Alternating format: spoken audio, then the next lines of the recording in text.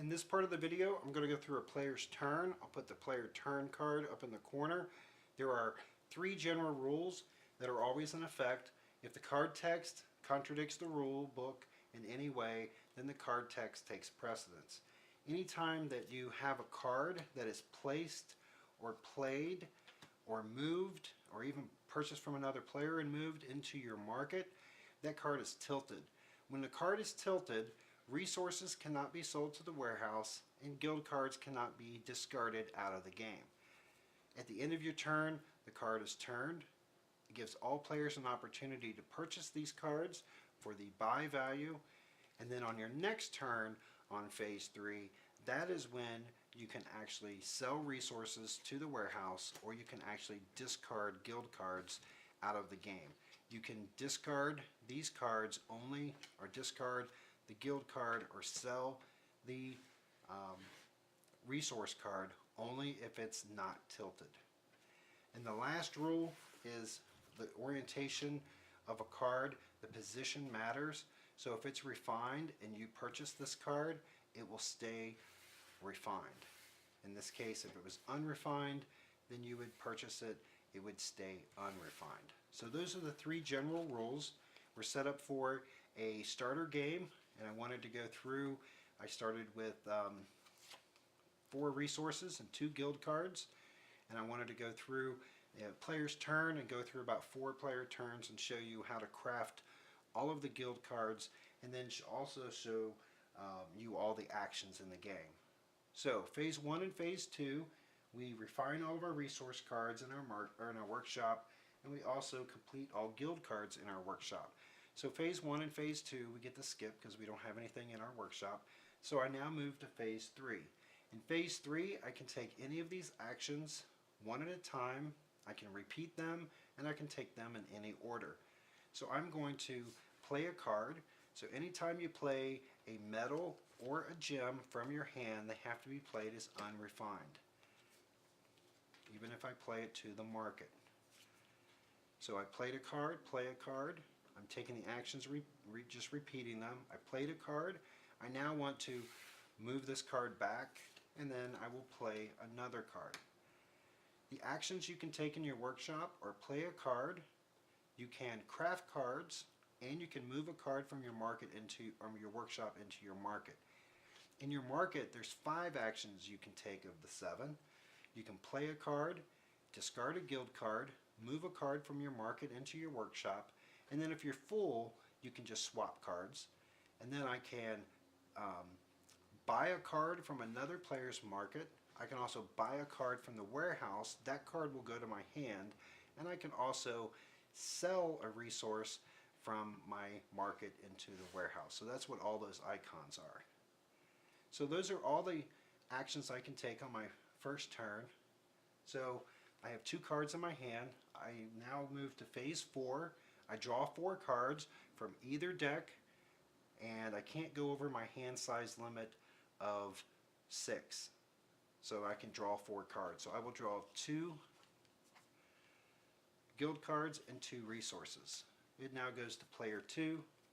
I don't have any market cards to turn. This player will put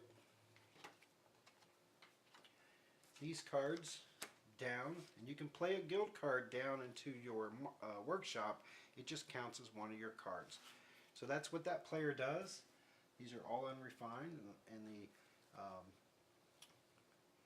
the rune is always refined, and they play down a guild card. They finish their turn. It goes around the table. Now it's back to me. Now I start with phase 1. Phase 1, I refine my resources. I don't have any guild cards to complete, and I move to phase 3. So now I would like to start crafting some cards. So I have an apprentice that I would like to craft. It has gold and silver. So to craft this card, I would take my gold and my silver and stack these cards together. And at this point, I can still take the card off because I haven't started crafting it yet. But once I place this card on top, I now have locked all the cards into place. I can also count the cards by counting the resource cost, 1, 2, and then the card on top is 3, 4, 5. I can also craft the vice, I have the iron and any gem. So any gem symbol that you see is any one gem. So I'll take the ruby and I will also craft my tool. And you notice that apprentices and tools are crafted face up. I can place one more card down for my total. So I will place the gold down. So these are all actions I've been taking on my turn. I crafted 2 cards and I played a card. I will also play this card here. I will play that card there, and that way I can draw 4 cards at the end of my turn. If I kept this card in my hand, I cannot draw 4 cards because I would go over my hand limit, so I would only be able to draw 3 cards. So I'm going to draw 4 cards. So now I get to draw 4 cards from either deck, my choice. So I will draw, let's draw all resources this time, because I need some, oh no, let's go 1, and then we'll go with another resource. So at this point, I am finished with my turn. I turn the card, and I pass to the player on my left. They start their turn, and we're just going to simulate them placing some cards out. They finish their turn, and it continues around the table. It is now my turn. So at this point, I would start with phase 1. I would refine resources. Phase 2, I complete my guild cards. So my apprentice is placed in my apprentice area. The rules now take immediate effect. I can now have an extra card in my market. So I can now have 5 cards in my market. The card limit is increased to 5. I complete my tool, so I'm going to discard the resources. I have to choose, do I want to immediately discard the card and receive 24 gold for the completed value, or do I want to keep the text early in the game, -1 iron to craft any card? I could craft that card. So what I'll do is I'll keep this card. Now this is the action of buying a card from a market or a warehouse. So I'm going to purchase this card for 1 gold. I take the card and I place it into my workshop. I do not need an iron to craft it, so I don't need any resources. So this card is actually being crafted down in my workshop. So next, I will continue with phase 3 by playing some cards down. I do notice that I need that frost rune that I drew. I'm going to pull this card back.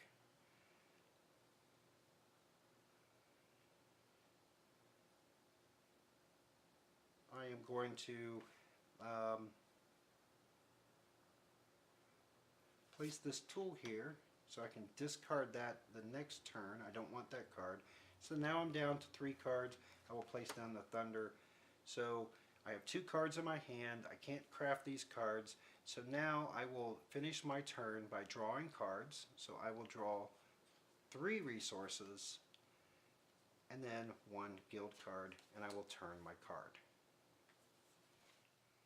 So player 2, they will decide they're going to sell on their 3rd phase. They will sell the moon gem and the silver to the warehouse for a total of 12 gold. I'm sorry, 10 gold. And they won't do anything on their turn. It continues around to our turn.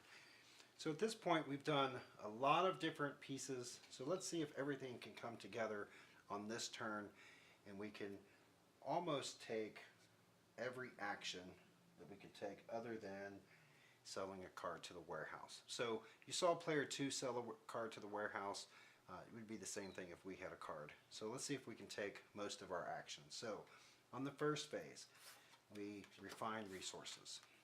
On the second phase, we would complete the guild cards. So this was being crafted. So now it's complete, and I receive 4 gold. So I will give 1 gold back and receive 5. So now we are on phase 3.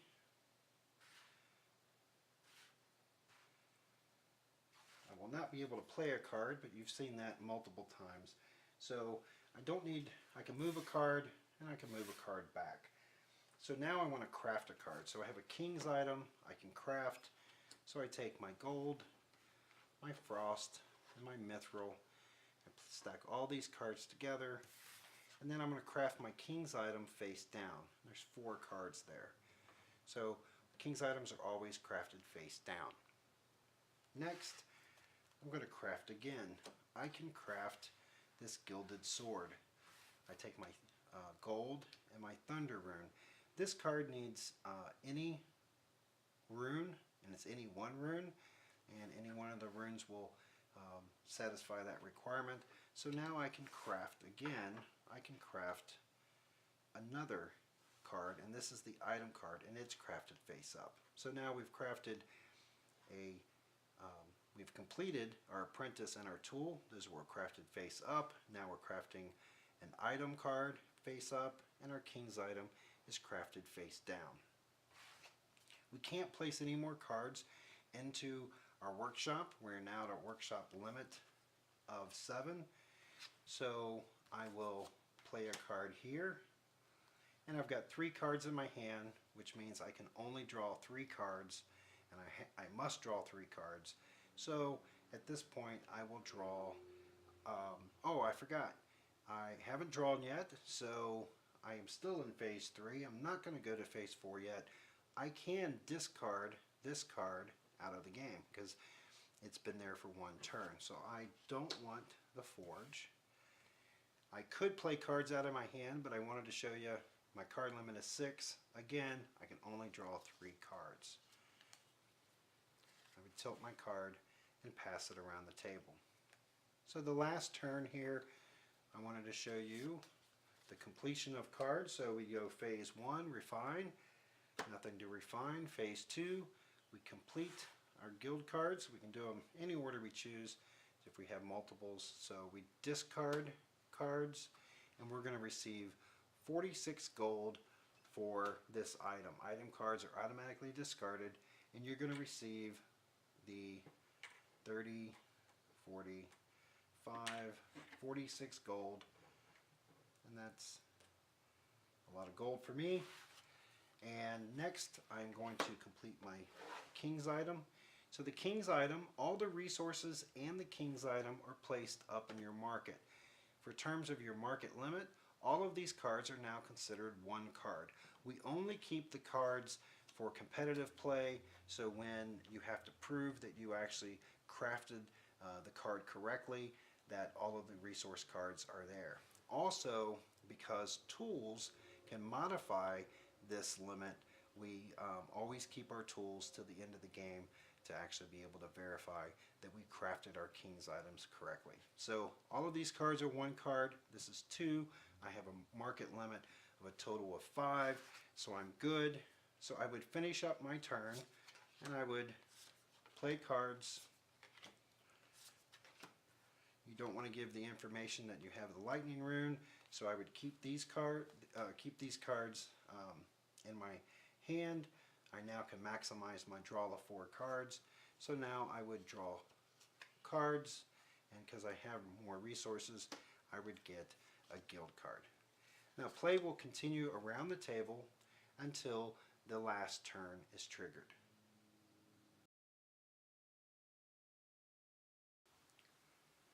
We have fast forwarded further in the game. In Dwarven Smithy, 1 player will trigger the last turn. Whoever triggers the last turn, the game is over for that player, and then all the other players are going to get 1 more turn. It's my turn, and I'm going to trigger the last turn, and I do that one of 3 ways. I can either end my turn with 4 or more king's items in my market. I could trigger it by the second way, by drawing the last mine card, and the third way is to draw the last guild card. In this case, we only have 1 card in each pile, so I could trigger it either way.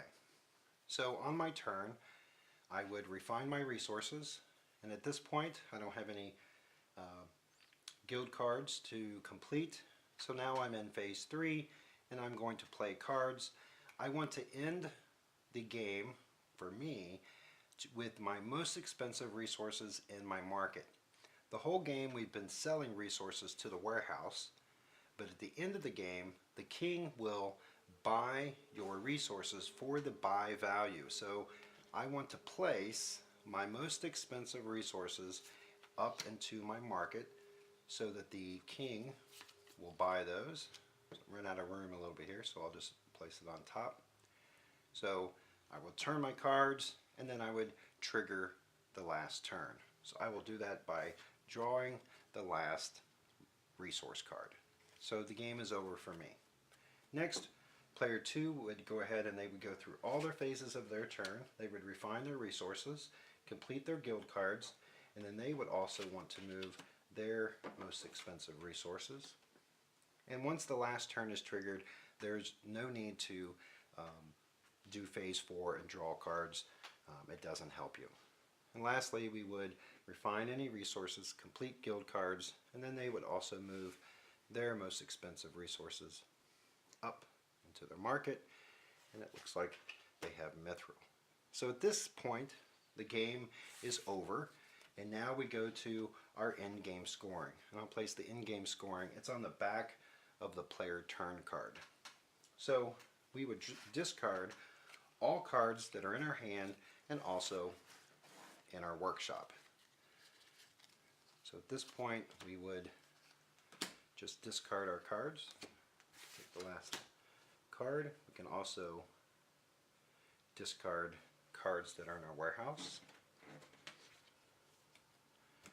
So this player would discard their hand and from the workshop, and their hand and their workshop. So now we would go to discard all guild cards in the player's market. And we're all experienced players, so we did not end the game with a guild card in our market. If we did, we would now be discarding all of those cards.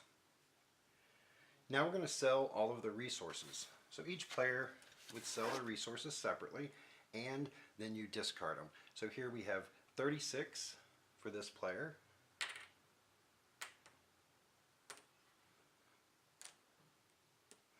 And then I would receive 32 plus 8 plus 40. I will actually give back 5 and I'll make it 50. And then this player, they would receive 20, 36.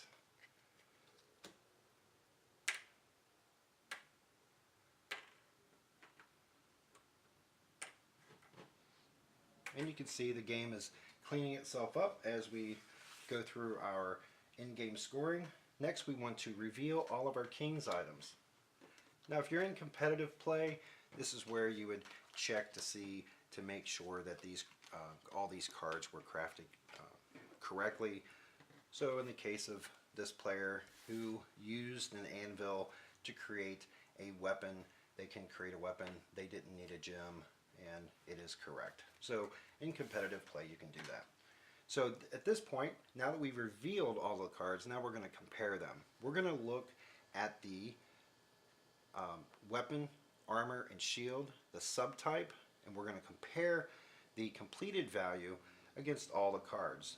The king is going to give out 75 bonus gold. So he's going to do 25 gold for each subtype. So let's check armor. So we have, I created a 70, this player created 60, and this player has no armor. So I have the highest completed value. I would get a bonus of 25. Next we'd compare the shields. So we have a shield that's 55 and I have 70, so I get the bonus. And last we would check the weapons. So there's only one weapon that was created, so this player would get the bonus of 25. And that was phase 5, or that phase 5, that was step 5 of the end game scoring. Oh, that 25 was mine. Okay, so now we move to step 6, and that is to receive gold coins for your king's items. So one play at a time, just go through, it's 55 and 50, and that is a total of 105. So 105. Player 2, I get 140. I can't make change, so that's 25, 30, 40. I would discard my cards. And discarding lets you know that you've been paid out. And then we have 60 for player 3. I